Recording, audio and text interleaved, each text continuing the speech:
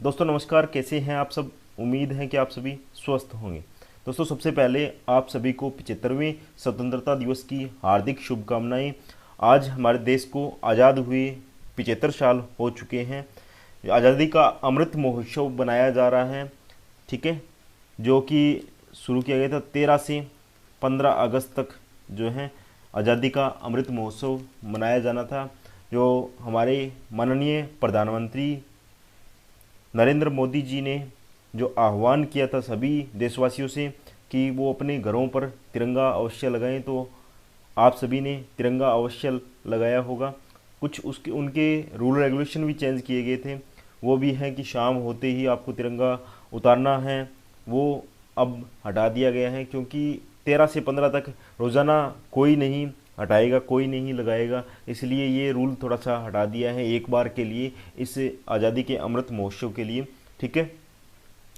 अब हम चलते हैं अपनी जो क्लास चल रही थी राजस्थान ज्योग्राफी की, राजस्थान का भूगोल, जिसके अंदर हमने जो एक क्लास ले ली थी राजस्थान के भौतिक प्रदेश की। और राजस्थान का भौतिक प्रदेश बड़ा टॉपिक है, राजस्थान की ज्योग्राफी का सबसे बड़ा टॉपिक है, तो ये क्लास यूजफुल होने वाली है। जो राजस्थान की फर्स्ट ग्रेड, सेकंड ग्रेड और जो राजस्थान की थर्ड ग्रेड वैकेंसी है उनके लिए तो इम्पोर्टेंट है ही, उनके साथ ही राजस्थान की जो अन्य प्रतियोगिता परीक्षाएं हैं, जैसे जो आगे होने वाली है एलडीसी हैं, ठीक है, वनपाल वनरक्षक हैं, ठीक है, हाईकोर्ट एलडीसी, इन सभी के लिए यूजफुल क्लास होने वाली है।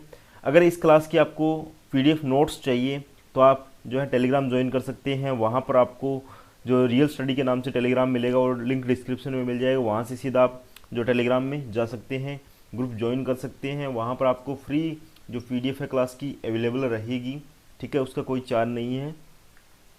स्टार्ट करते हैं दोस्तों आज की क्लास। जो हमने पहले पढ़ लिया था वो थोड़ा सा बता देता हूँ मैं आपको।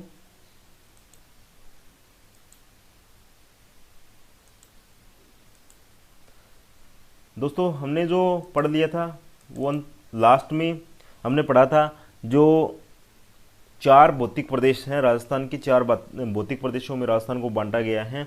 उनका जो उनके अंदर कौन सी चट्टानें पाई जाती हैं, किसका अवशेष है और कौन से जो है उनके अंदर खनिज पाए जाते हैं, वो सारा का सारा हमने चर्चा कर लिया था, ठीक है। आप यहाँ पे देख सकते हैं, ये हमने कल जो क्लास हुई थी उसके अंदर जो पढ़ा था, और ये किस काल में इनकी उत्पत्ति हुई है ये भी हमने डिस्कस कर लिया है। ये इंपॉर्टेंट रहने वाला है। ये जो पूछा गया था वो पटवार 2015 का जो पटवार का एग्ज़ाम हुआ था उसके अंदर पूछा गया था, तो आप थोड़ा सा ध्यान रखना इसका, ठीक है। नेक्स्ट हम बात कर लेते हैं। नेक्स्ट जो आज शुरू करने वाले हैं, चार भौतिक प्रदेश राजस्थान के अंदर, चार भौतिक प्रदेशों में राजस्थान को बांटा गया है। तो उन चार में से जो है अगर बात करें, जो पहला हमारा भौतिक प्रदेश है वो है पश्चिमी जो मरुस्थलीय प्रदेश है, ठीक है। पश्चिमी मरुस्थलीय जो प्रदेश हैं उसके बारे में हम डिटेल से चर्चा करने वाले हैं। तो बात करें अगर हम पश्चिमी मरुस्थलीय प्रदेश की, सबसे पहले उसकी उत्पत्ति कहाँ से हुई है, तो उत्पत्ति की बात करें तो वो हुई है टेथिस सागर से, ठीक है। उत्पत्ति टेथिस सागर से हुई है। और जो टेथिस सागर है उसका वर्तमान में कौन कौन से इसके अवशेष पाए जाते हैं, इसकी भी थोड़ी सी चर्चा कर लेते हैं। जो टेथिस सागर है जिससे पश्चिमी मरुस्थल की उत्पत्ति हुई है, उससे जो टेथिस सागर है उसके अवशेष वर्तमान में राजस्थान में खारे पानी की झीलें हैं, जो राजस्थान में पेट्रोलियम पदार्थ मिल रहे हैं, ठीक है, जो ऐश्वर्या है, मंगला है, बाड़मेर के अंदर जो कुएँ हैं, ठीक है, कोयले की जो कपूरडा जालिपा बाड़मेर वाली खाने हैं वो सारी और समुद्री वनस्पति, ये सारे इसके प्रमाण हैं, ठीक है। नेक्स्ट बात कर लेते हैं विश्व की दृष्टि से जो पश्चिमी मरुस्थल है वो किसका हिस्सा है। तो विश्व की दृष्टि से अगर हम बात करें विश्व के सापेक्ष, तो ये पश्चिमी मरुस्थलीय प्रदेश है वो अफ्रीका महाद्वीप के जो सहारा मरुस्थल है उसका भाग माना जाता है विश्व की दृष्टि से। ये ध्यान रखना है।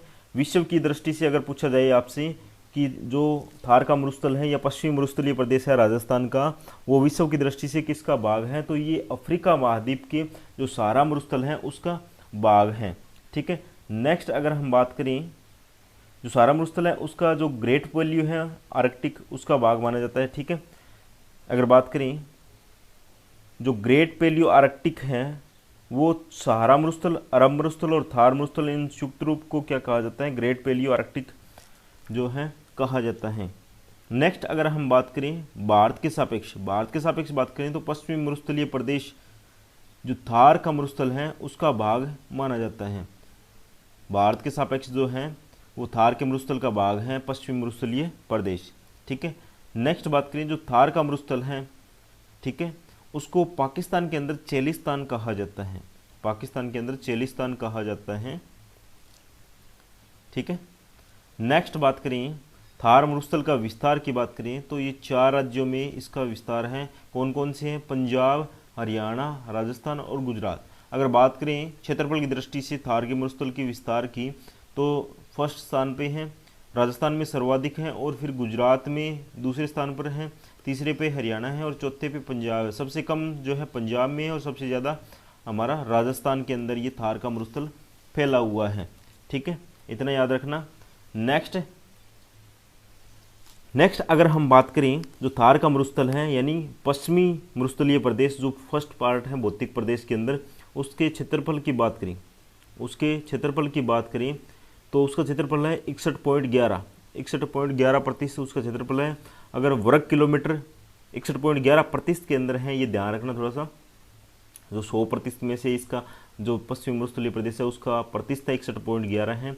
और अगर बात करें वैसे क्षेत्रफल की तो ये है 2,09,543।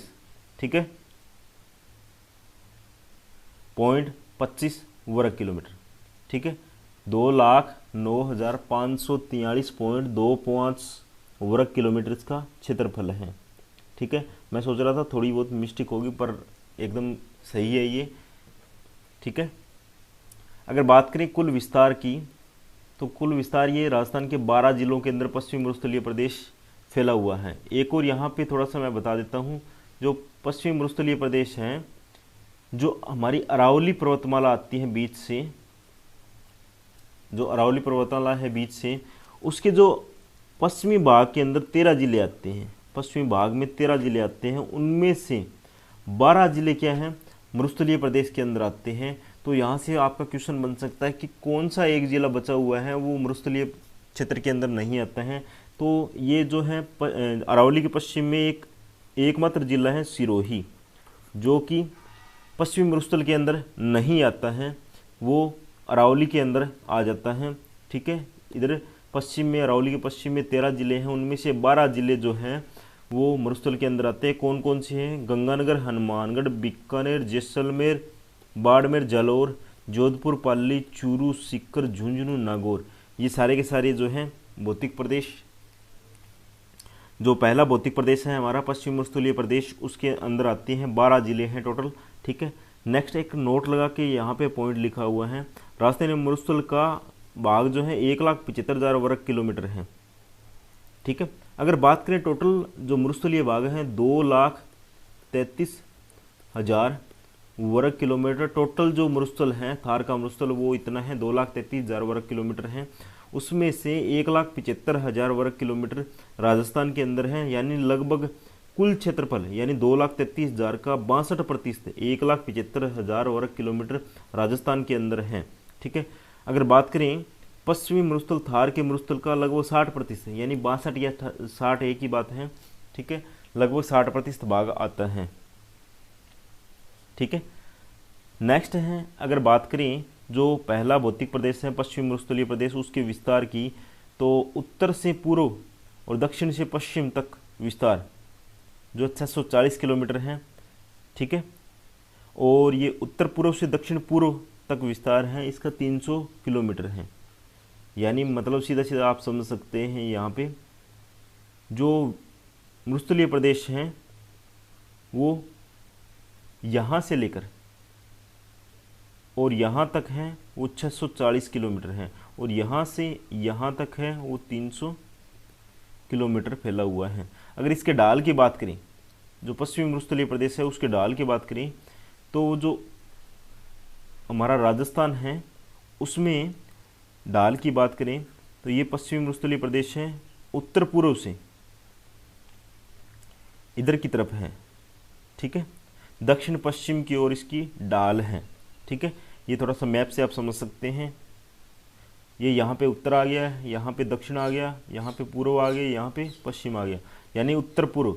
ये हो गया उत्तर पूर्व हमारा, ये हो गया दक्षिण पश्चिम, ठीक है। ये हो गया दक्षिण पश्चिम, यानी ढाल हमारी इस साइड हो गई, यानी ऊपर से यहाँ पे नीचे की तरफ ये हमारी ढाल हो जाएगी पश्चिमी मरुस्थलीय प्रदेश की। नेक्स्ट बात करें विस्तार की। विस्तार की तो मैंने बता ही दिए हैं, ठीक है, ढाल भी बता दिए हैं। जनसंख्या की बात करें तो राजस्थान की लगभग यहाँ पे 40% जनसंख्या निवास करती है और 61.11% जो पश्चिमी मरुस्थलीय प्रदेश का क्षेत्रफल है उनमें से 40% जनसंख्या यहाँ पे निवास करती है। यह मरुस्थल विश्व में सर्वाधिक जनघनत्व, यानी 60% में से देख सकते हैं आप, लगभग 60 में से 40% यहाँ पे जनसंख्या निवास करती है। तो सर्वाधिक जनघनत्व वाला ये मरुस्थल हो जाएगा कौन सा, जो थार मरुस्थल है राजस्थान का, ठीक है वो। अगर बात करें जैव विविधता, यानी यहाँ पे सर्वाधिक जैव प्रजातियाँ पाई जाती हैं, जीवों की अलग अलग प्रजातियाँ यहाँ पे सर्वाधिक निवास करती हैं। कौन से मरुस्थल में, थार के मरुस्थल में।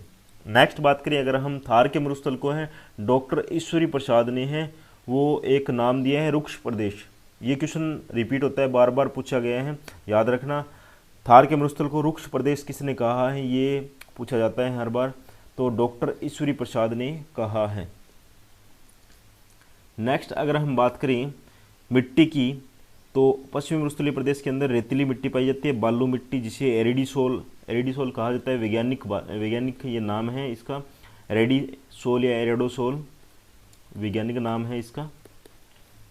नेक्स्ट बात करें उत्पादन क्षमता की, तो कम उत्पादन क्षमता है और नाइट्रोजन का अभाव है, ह्यूमस का अभाव है, या नाइट्रोजन की यहाँ पे कमी है, इसलिए ये कम उपजाऊ होती है। जल ग्रहण क्षमता है, तो कण बड़े हैं, ठीक है। जल ग्रहण क्षमता कम है क्योंकि कण इसके बड़े हैं, इसलिए वो गर्मी से क्या है, सूर्य की जो रोशनी आती है, सूर्य का ताप है, उससे क्या है जल्दी ही उनसे नमी निकल जाती है। वर्षा की बात करें तो यहाँ पे 20 से 50 सेमी वर्षा होती है, 20 से 50 सेमी वर्षा यहाँ पे होती है। नेक्स्ट अगर हम बात करें, नोट लगा के यहाँ पे एक बात लिखी गई है, 2006 में पहला पॉइंट है, 2006 में कवाश बाड़मेर में बाढ़ आई थी, इसका कारण भूगर्भ में जिप्सम का जमाव है, ठीक है। यहाँ पे जो बाड़मेर हमारा है, बाड़मेर वहाँ पे क्या है, उस एरिया में जिप्सम का जमाव है, जिससे के कारण यहाँ पे जो है बाढ़ आ गई थी, वर्षा ज़्यादा हुई थी उसके कारण, ठीक है, बाढ़ आ गई। और नीचे जो है धरती के अंदर पानी नहीं सोखा क्योंकि वहाँ पे जिप्सम का जमाव है, इसीलिए जिप्सम वगैरह का उपयोग जो है रंग वगैरह करने में, पीओपी वगैरह में किया जाता है, ठीक है। नेक्स्ट है पश्चिमी मरुस्थल की पश्चिमी सीमा, यानी सम गाँव। ये यहाँ पे सम गाँव है, सम गाँव जैसलमेर में 0 सेमी वर्षा होती है। राजस्थान का वनस्पति विहीन सम जैसलमेर है, ठीक है। वनस्पति विहीन गांव आपसे पूछा जाए, ये इंपॉर्टेंट पॉइंट है, यहाँ पे थोड़ा सा ध्यान रखना। राजस्थान का वनस्पति विहीन गांव सम गांव जैसलमेर है। थार मरुस्थल की सीमा पर 50 सेमी वर्षा, ठीक है। कैसे, मैं बता देता हूँ आपको थोड़ा सा मैप से। ये तो ये यहाँ पे अरावली आ जाती है बीच से। अगर बात करें इस बॉर्डर की, यानी थार मरुस्थल के, ये पाकिस्तान वाला एरिया है, यहाँ पे जो वर्षा होती है वो 0 सेमी से स्टार्ट होती है। 0 सेमी से इस अरावली तक आते हैं तो 50 सेमी वर्षा हो जाती है। इस जो पश्चिमी मरुस्थलीय प्रदेश है उसको 2 भागों में एक रेखा बांटती है, कौन सी, उस रेखा की एक साइड तो होती है वो उसे बोलते हैं 25 सेमी समवर्षा रेखा, इस साइड से होती है 0 से 25 सेमी, और इन दोनों के बीच में है 25 से 50 सेमी वर्षा होती है, ठीक है। 25 से 50 सेमी वर्षा यहाँ पे होती है।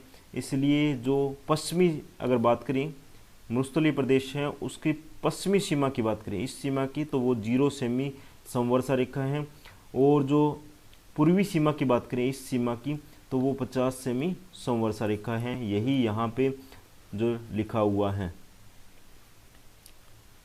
नेक्स्ट अगर हम बात करें पश्चिमी मरुस्थलीय प्रदेश की अर्थव्यवस्था की, तो अर्थव्यवस्था यहाँ पे पशुपालन किया जाता है, उसके साथ ही कृषि की जाती है। कृषि के अंदर खरीफ के अंदर ग्वार, मोठ, मूंग, ज्वार, उड़द बोई जाती हैं और साथ ही यहाँ पे चक्रीय फसल भी की जाती है। यानी खरीफ के बाद में यहाँ पे रवि की फसल के अंदर चना वगैरह, चना है, मूंगफली है, वो भी यहाँ पे बोई जाती हैं। ठीक है। मरुस्थल में भूमि की उत्पादकता को बढ़ाने के लिए बोई जाने वाले फसल, यानी मरुस्थल है उसमें भूमि की जो उपजाऊपन है वो धीरे धीरे नष्ट हो जाता है, उसको बढ़ाने के लिए जो है कुछ जैसे मूंग है, मोठ हैं, इनकी फसल बोई जाती है, जिससे क्या है राइजोबियम जीवाणु है नाइट्रोजन क्षमता बढ़ा देता है, यानी भूमि की नाइट्रोजन क्षमता बढ़ा देता है, क्योंकि मूंग और मोठ हैं उनकी जड़ों में राइजोबियम जीवाणु क्या है उत्पन्न होते हैं। नेक्स्ट बात करें वनस्पति की, तो वनस्पति है यहाँ पे मरुद्विद का मतलब है मुड़े हुए जो बड़े बड़े जो यहाँ पे कांटेदार पत्ते वगैरह होते हैं, कॉक्टस वगैरह आपने देखे होंगे, कॉक्टस जो कि दीवारों पे लगाए जाते हैं। कांटेदार वनस्पति है, झाड़ीनुमा वनस्पति, मृदविद है, झाड़ीनुमा ही होती है एक प्रकार से, उसी को बोला जाता है। ठीक है, जिन्हें जीरोफाइट्स कहा जाता है। ध्यान रखना, मरुस्थल के अंदर वैज्ञानिक नाम है ये, मरुस्थल के अंदर जो वनस्पति होती है उसे जीरोफाइट कहा जाता है। इंपॉर्टेंट है जीरोफाइट, ठीक है, उसे जीरोफाइट कहा जाता है। मरुस्थल के अंदर जो वनस्पति होती है कांटेदार होती है, मृदविद वनस्पति होती है। ठीक है। नेक्स्ट अगर हम बात करें अपर्दन की, अपर्दन सबसे अधिक वायु द्वारा अपर्दन होता है, क्योंकि यहाँ पे रेतीली जो है मिट्टी पाई जाती है, रेतीली मिट्टी है, इससे अपर्दन होता है, रेतीली मिट्टी इसका कारण है। नेक्स्ट अगर हम बात करें तो वो है यहाँ पे जो है मरुस्थल के अंदर एकमात्र नदी की बात करें नदी वर्तमान में घग्गर नदी है। प्राचीन समय में यहाँ पे सरस्वती नदी बहा करती थी। और एकमात्र नहर की बात करें तो यहाँ पे जो है IGNP इंदिरा गांधी नहर परियोजना यहाँ पे संचालित है वर्तमान के अंदर। एक नदी है घग्गर नदी। ठीक है, नहर की बात करें तो इंदिरा गांधी नहर परियोजना है। ठीक है, ये जो है बाड़मेर तक इसका पानी जाता है वर्तमान के अंदर। वर्तमान में इस नहर का प्रभाव, इस नहर के कारण है कुछ समस्याएं भी उत्पन्न हो रही हैं, कुछ को पेयजल की सुविधा उपलब्ध हो रही है, किसी के लिए कृषि में ये लाभदायक है, पर कुछ इसके प्रभाव भी हैं। क्या प्रभाव है, तो पहली बात कर लेते हैं। यहाँ पे रवि की जो फसल होती है व्यापारिक फसल है। रवि या व्यापारिक फसल मतलब जिससे जो है लोग व्यापार करते हैं, जैसे कि आप देख सकते हैं कपास है। ठीक है, ये जो है एक व्यापारिक फसल है जिससे नकदी हमें प्राप्त होती है। ठीक है, सेकंड है इससे क्या है, इस नहर से सेम की समस्या उत्पन्न हो रही है। ये सेम की समस्या सर्वाधिक की बात करें तो ये बड़ोपड़ गांव है हनुमानगढ़ का, वहाँ पे सर्वाधिक है। पश्चिमी मरुस्थल धरातल की बनावट वर्षा समान, जलवायु समान नहीं होती है, यानी हर जगह है पश्चिमी मरुस्थल में हर जगह है वर्षा और जलवायु समान नहीं रहती है। हर जगह जो है धरातल की बनावट भी सेम नहीं है, कहीं पे मोटे कण हैं, कहीं पे छोटे कण हैं। ठीक है, मिट्टी के, इसलिए इसको 3 भागों में बांटा गया है। ठीक है, 3 भागों में बांटा गया है। कौन कौन से भाग हैं बात कर लेते हैं। पहला है वर्षा के आधार पर, दूसरा है बालुका स्तूप वितरण के आधार पर, तीसरा है धरातल के आधार पर। पहला है जो वर्षा के आधार पर है, वर्षा के आधार पर तो है शुष्क मरुस्थल है 0 से 25 सेमी समवर्षा रेखा वर्षा होती है जहाँ पे। अर्धशुष्क की बात करें तो जहाँ पे 25 से 50 सेमी वर्षा होती है वो अर्धशुष्क के अंदर आता है। बाकी डिटेल से हम आगे पढ़ेंगे। बालुका स्तूप वितरण के आधार पर बालुका स्तूप रहित सहित क्षेत्र और बालुका स्तूप विहीन क्षेत्र। बालुका स्तूप विहीन का अर्थ है जहाँ पर कोई भी बालुका स्तूप नहीं होता है, और बालुका स्तूप सहित का मतलब है जहाँ पर बड़े बड़े जो है टिल्ले जहाँ पे होती हैं वो क्षेत्र। ठीक है, जो बालुका स्तूप के आधार पर 2 भागों में है बालुका स्तूप, जहाँ पे पाई जाती है और जहाँ पे नहीं पाई जाती है, ये 2 प्रकार के हैं। नेक्स्ट है धरातल की बनावट के आधार पर है रेग है, इरग है, हमादा है। ठीक है, रेग, इरग, हमादा, ये बाकी हम पढ़ेंगे, फुल डिटेल से पढ़ेंगे। तीनों ही जो प्रकार हैं इनके, वर्षा के आधार पर, बालुका स्तूप के आधार पर, धरातल के आधार पर, ये तीनों ही हम फुल डिटेल से पढ़ने वाले हैं नेक्स्ट क्लासों में। तो आज के लिए है इतना ही, बाकी हम करेंगे नेक्स्ट क्लास में। आई होप आपको ये कंटेंट अच्छा लगा है तो अपने दोस्तों में भी शेयर करिएगा। ये जो क्लास है आपकी 1st ग्रेड, 2nd ग्रेड और 3rd ग्रेड के लिए इंपॉर्टेंट है। फुली इंपॉर्टेंट है, उसके साथ ही राजस्थान की हर एक कॉम्पिटेटिव एग्जाम के लिए भी इंपॉर्टेंट है। तो आप अपने दोस्तों में शेयर जरूर करिएगा, अपने भाई बहन को भी इस क्लास का लाभ उठाने के लिए बोलिएगा। ठीक है, इस क्लास की आपको पीडीएफ चाहिए, नोट्स चाहिए तो आपको मिल जाएंगे टेलीग्राम के अंदर। टेलीग्राम का लिंक है वो डिस्क्रिप्शन में आपको मिल जाएगा। ठीक है, अगर आप पहली बार चैनल पर विजिट कर रहे हो तो चैनल को सब्सक्राइब करके पास वाला बेल आइकन जरूर प्रेस करना, ताकि जो नोटिफिकेशन है वो तुरंत मिल सके। ठीक है, मिलते हैं दोस्तों नई क्लास के साथ। जय हिंद, जय भारत।